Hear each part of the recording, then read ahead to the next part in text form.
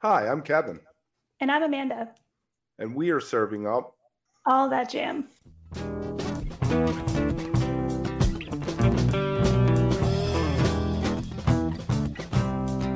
All That Jam, Quick Hit. Magic Bean Scott Hachey on their New Year's plans.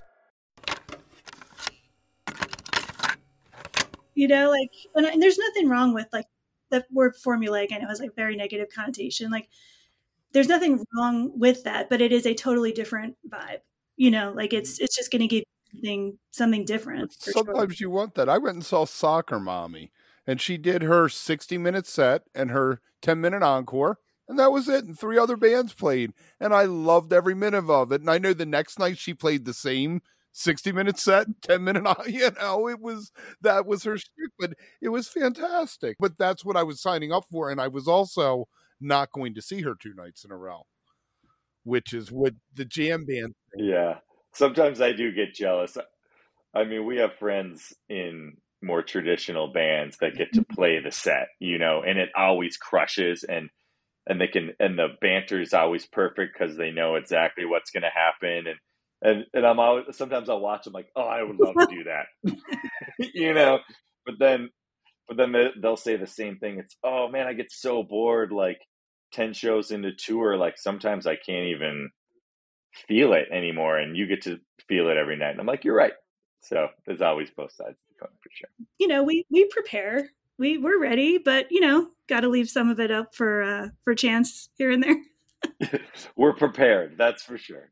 I asked a bass player once who was in a more traditional band what he thought about when he was playing, and he said how much I'm getting paid per note.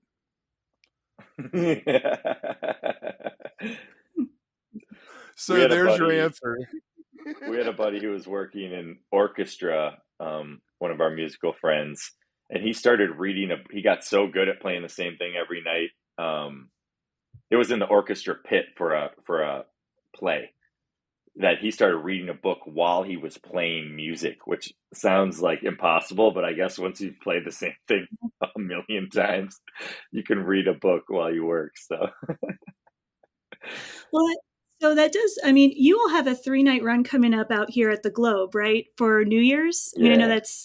it seems like far away. It's not that far away anymore. So like 3 nights, like I love a multi-night run situation because I feel like as a fan you can really kind of build your own experience along with everybody else.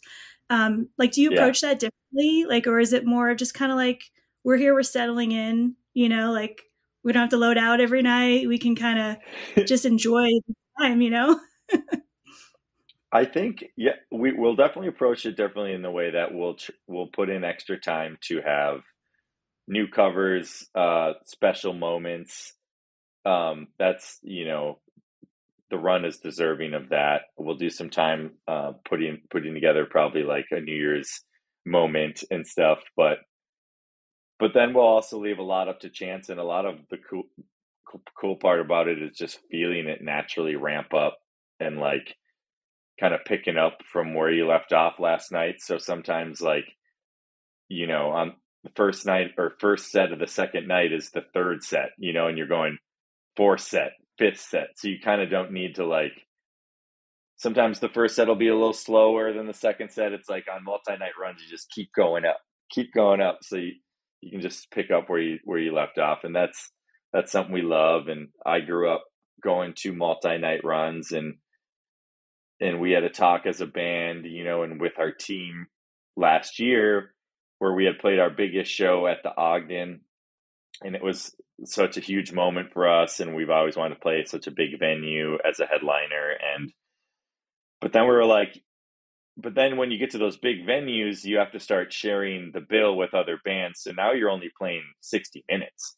So if a band like us that needs that space to find the magic, it doesn't really fit. And you'll see it. And I started noticing it was the same for like other bands, like, oh, now Railroad Earth and Yonder Mountain and Leftover Salmon are all playing Red Rocks, and now I'm seeing an hour of each band, where I used to go see 4 hours of Railroad, and then I'd see 4 hours the next night of Railroad. I'd see 8 hours, and that's when you really get the jam band experience. So we decided to kind of dial back venue size so we could space out the weekend. So that's why we started with this Lost Lake run last year, which is like this little venue, and it sold out and it was a blast. And we're like, this is the vibe. Like, this is our vibe. You know, I don't want to go venue chasing anymore. And